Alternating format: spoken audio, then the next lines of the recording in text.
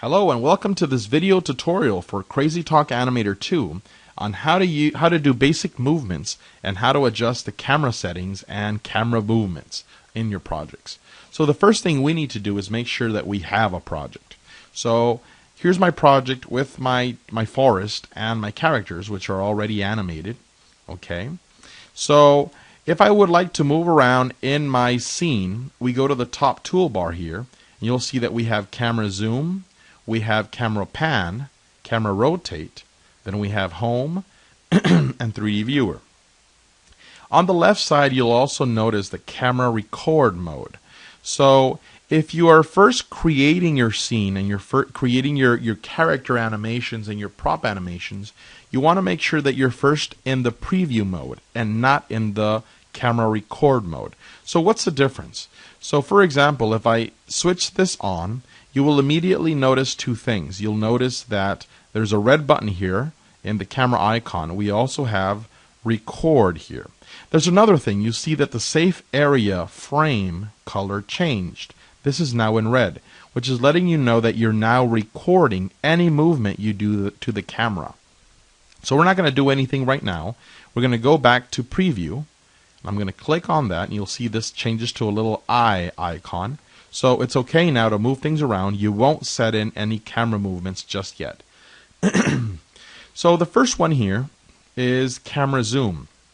So I can click on this, or I can tap the hotkey Z on my keyboard, and now I can zoom in by clicking on the left mouse button and dragging up or dragging down.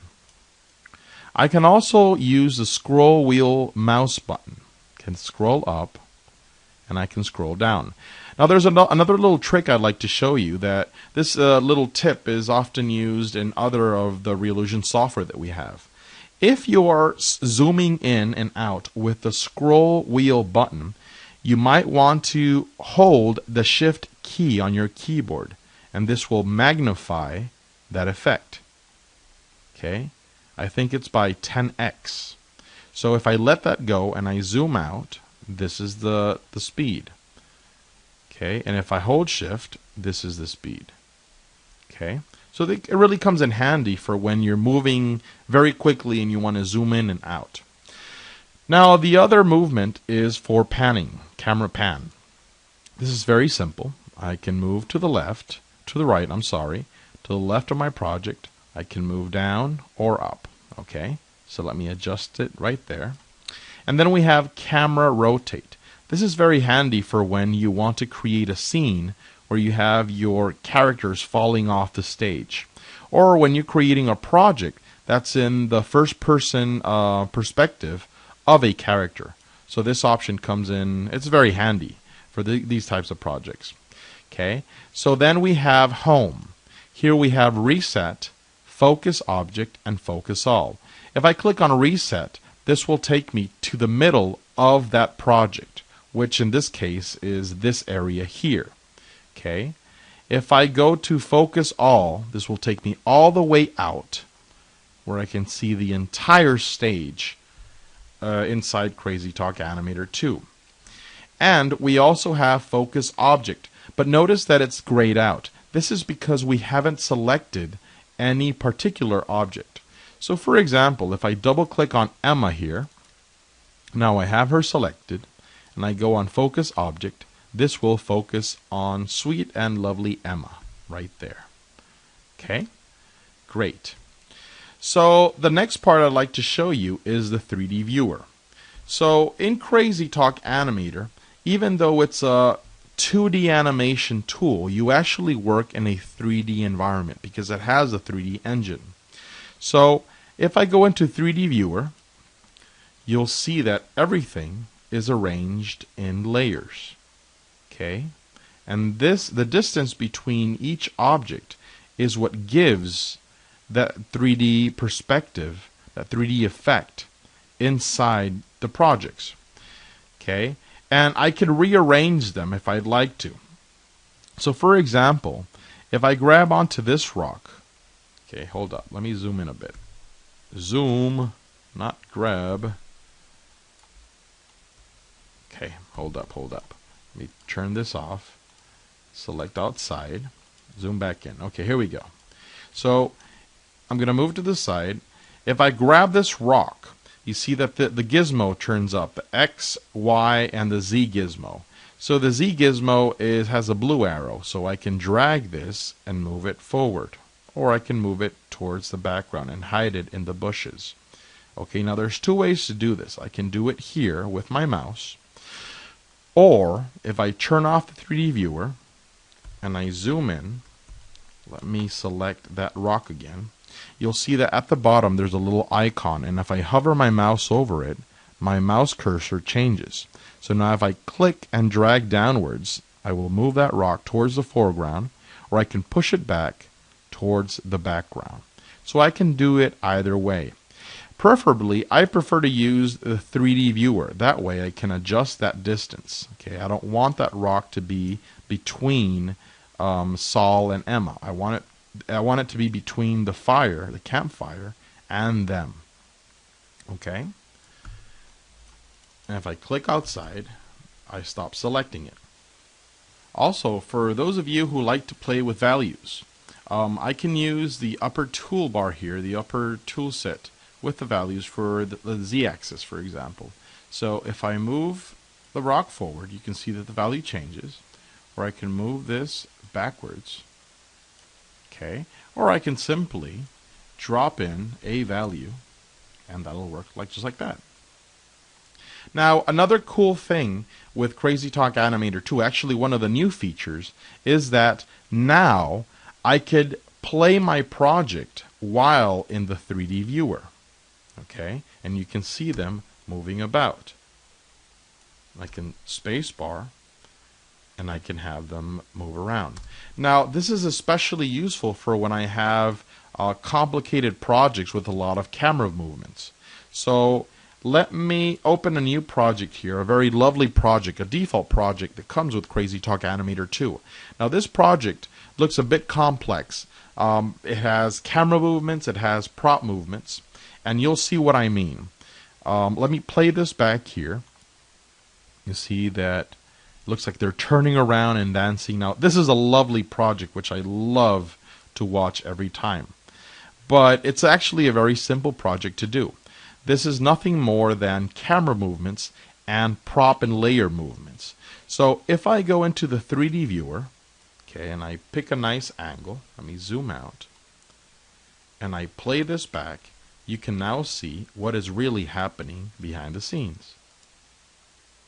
So we have these props moving about. The props are also being scaled at the same time, and a camera movement is added to this particular project. And that's what I'm going to show you, how to create your own camera movement. So remember at the beginning I mentioned that if you're just rearranging your projects and doing character animations and prop animations, you want to stay in the camera preview up here, just like we're watching here, this little grayed out icon. Okay? Now, if I open the timeline and we're in project and I click on camera, you'll see that we have a keyframe there. This is a default keyframe that represents this perspective and this distance with the camera. Okay? So, for example, if I turn this on, okay, now we have the record option. The safe area frame is turned to red. We have the little record option there. So let's say I want to go to reset. I like this view. Let me zoom in a bit, where we were looking at the moon. Okay, and now I want to move the timeline forward, and I'm going to move the camera. What will this do? When I move the timeline forward, like so, like moving the time scrub, let's say to frame 135, okay, right about there, and I also start moving. Once I move the time frame forward, and then I move my camera, you'll see that a keyframe will automatically be set in there. Okay, so let me zoom out. You see that keyframe was already set in. Let me zoom out, let me pan until I reach that distance and that angle which I want people to see in my scene. Right there. Okay? And you can see that that keyframe was automatically added. And if I move this time scroll back, you'll see that we'll go to that initial keyframe. So let's close that timeline so we can see things better. Let's play back. Camera movement is being added. Project is animated. And right there. And you will see that scene. Okay? Now there's another little thing I'd like to show you, which is F11. This is for full screen viewer. So if I press spacebar, we activate the project, and we can see that camera movement and the project being animated. Spacebar to stop that, and escape to go back to the main stage window. Pretty easy, huh? Great. So let me go back to preview here, preview mode. That way I can move things around. And I can move and pan my camera, and I will not drop in any keyframes by accident. So again, remember, when you're simply setting up your stage and doing your character animations and your prop animation, you want to be in the preview mode. Once you're ready and when you want to start recording your own camera movements, turn that on. Okay? Because the last thing you want to be doing is accidentally setting in keyframes during that camera record mode. The last part I'd like to show you is in project settings. So I'm going to go into project settings here, and I'm going to go into camera settings. We have perspective and we have orthographic. Now, right now we're in perspective, which means that the distance that we have between each element, each character and everything, that distance will give us a 3D effect. Now, if I go into orthographic and I turn this on, you can see that the whole scene has been flattened out. And if I zoom in or zoom out, hold up, zoomed in too much. If I zoom out, you can see that we don't see a pronounced 3D effect. Okay? So this is what happens with orthographic. Now, if I go back and I choose perspective, okay, by default we have a lens aperture of 155. So if I drop this to, let's say, 35 and I click on OK, you'll see that the distance between each element is very pronounced. Okay, you can see that right there. I can zoom out. So again, this is because of the value of the aperture that I chose. If I go back and I increase this to, let's say, 200, the value of that distance, that 3D effect, will drop. Okay, it'll look a bit more like orthographic, but not quite as flattened. So then you can play around with whatever aperture works for you. Okay, great. So that's it for this tutorial. We hope you can use a lot of these tips in your future animations. So yeah, thank you very much, and stick around for the next tutorials. Have a good day.